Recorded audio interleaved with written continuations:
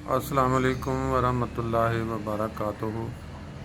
तमाम दुनिया दे विच जितने दोस्त इस टाइम करोना वायरस तो मुतासर हो के अपने अपने घरां च बैठे ने, छोटी जी एक राय मेरी अपनी ज़ाती भी है वे कि खुदा ताला ने जो इस इंसान नू दुनिया च भेजा तो उन्होंने हर एक नेमत तो नवाजा।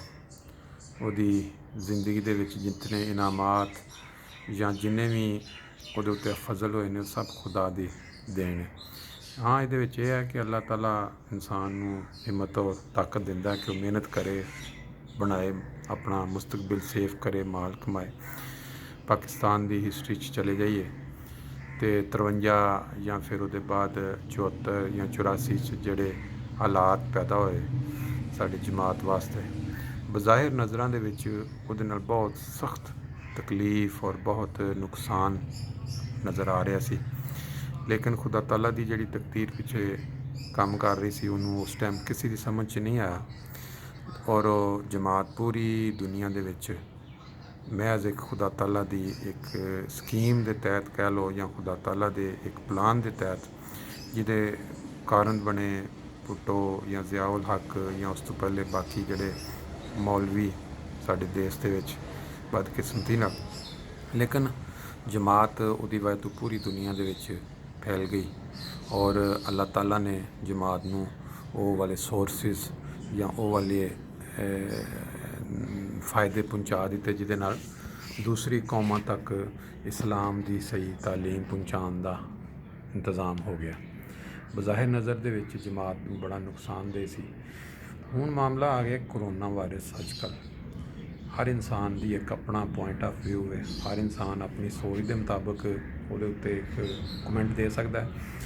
मेरा ज़ाती ख्याल है कि अल्लाह ताला ने अगर किसी इंसान नूं बचाना है और अल्लाह ने उसकी तकदीर च रखे कि उन्हें चंद साल या लंबी जिंदगी हरे रहना है, तो उन्हें जिन्ने भी वो वास्ते खतरात ने, जिथे जिथे वो वास्ते मौके पैदा होने ने, खुदा ताला ने उन्होंने इंसान को उत्थों बचाना खुद।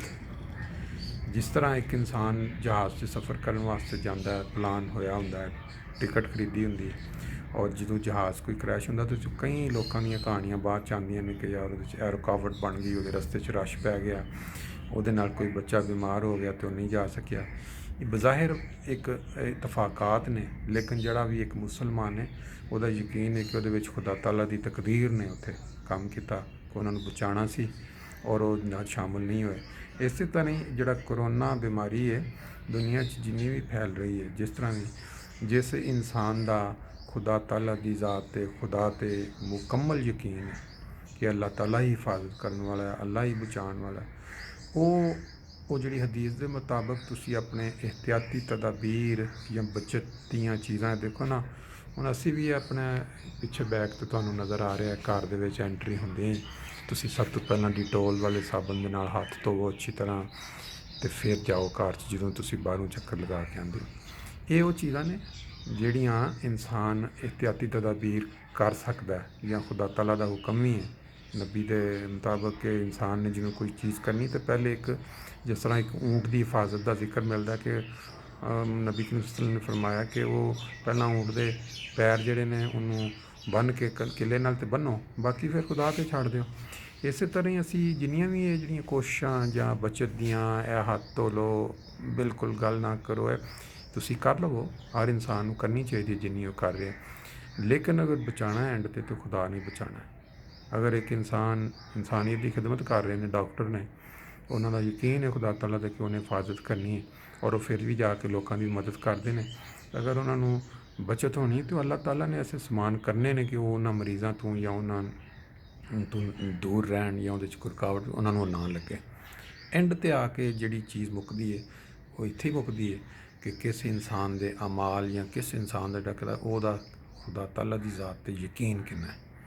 जिन्ना उहदा ज़्यादा यकीन है ना, उन्ना ही उन्होंने अल्लाह ताला जिहड़ा उहदी हिफाजत या उन्होंने बचाने का इंतज़ाम या उहदे वास्ते ऐसे माहौल पैदा कर सकता है।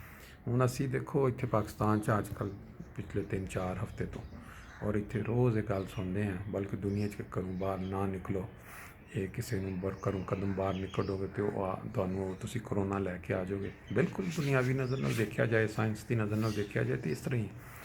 ਲੇਕਿਨ ਅਗਰ ਉਹਨੂੰ ਦੂਸਰੀ ਪੁਆਇੰਟ ਆਫ ਵਿਊ ਨਾਲ ਦੇਖਿਆ ਜਾਏ, ਖੁਦਾ ਤਾਲਾ ਨਾਲ ਤਾਲੁਕ ਜਾਂ ਖੁਦਾ ਤਾਲਾ ਦੀ ਜ਼ਾਤ 'ਤੇ ਯਕੀਨ, ਤੇ ਫਿਰ ਥੋੜ੍ਹਾ ਜਿਹਾ ਹੋਰ ਤਸਵੀਰ ਬਣਦੀ ਹੈ।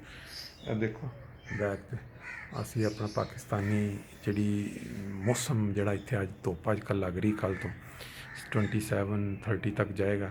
ਬਾਹਰ ਸੇਨ 'ਚ ਬੈਠੇ ਆਪਣਾ ਪਹਿਲੇ ਗਰਮ ਪਾਣੀ ਔਰ ਨਿੰਬੂ ਦਾ ਗਲਾਸ, ਫਿਰ ਉਹਦੇ ਬਾਅਦ ਵਿਟਾਮਿਨ ਸੀ ਵਾਸਤੇ ਮਾਲਟੇ, ਉਹਦੇ ਬਾਅਦ ਫਿਰ ਨਾ ਇਹ ਚੀਜ਼ਾਂ ਜਿਹੜੀਆਂ ਨੇ ਤੇ ਇੱਕ ਰੂਟੀਨ ਦੀਆਂ ਨੇ। ਲੇਕਿਨ ਜੇ ਖੁਦਾ ਤਾਲਾ ਦੀ ਮਦਦ ਜਾਂ ਫਜ਼ਲ ਸ਼ਾਮਲ ਨਾ ਹੋਏ ਤੇ ਫਿਰ ਜਿਹੜਾ ਇਨਸਾਨ ਹੈ ਉਹ ਜੋ ਮਰਜ਼ੀ ਤਿਆਤਾਂ ਪਿਆ ਕਰੇ, ਉਹਦੇ ਵਾਸਤੇ ਜੋ ਖੁਦਾ ਨੇ ਲਿਖਤਾ ਹੋਣਾ। ਅਤੇ ਆਪਣੇ ਮੁਲਕਾਂ ਦੇ ਵਿੱਚ ਆਪਣਾ ਕੀ ਕਹਿੰਦੇ ਨੇ ਖਿਆਲ ਰੱਖੋ। ਅੱਲਾਹ ਤਾਲਾ ਨੇ ਜਿਹਦੀ ਹਿਫਾਜ਼ਤ ਲਿਖੀ ਹੈ ਉਹਦੀ ਹਿਫਾਜ਼ਤ ਰਹਿਣੀ ਹੈ।